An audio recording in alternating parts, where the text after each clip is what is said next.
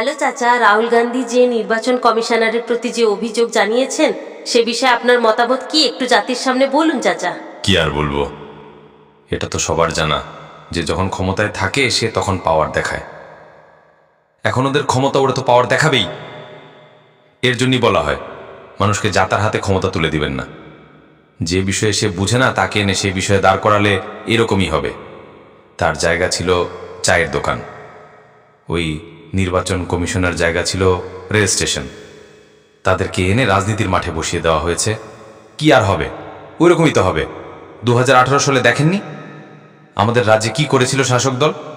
যেভাবে ইলেকশন কমিশনারকে হাতে নিয়ে ভোট করেছিল, সেই সেম কেস 2024-এও করেছে নরেন্দ্র মোদী। এগুলো তো বলে লাভ নাই। আর জাতি সতর্ক হবে না? আর জাতি যদি সতর্ক হতো, ভারতবর্ষের মানুষ যদি বুঝতো, তাহলে আর এসব দেখতে হতো না। তাই আবারও জোরালোভাবে বলা হচ্ছে, ভারতবাসী এক হো, বিজেপি ও টিএমসিকে দেখিয়ে দাও।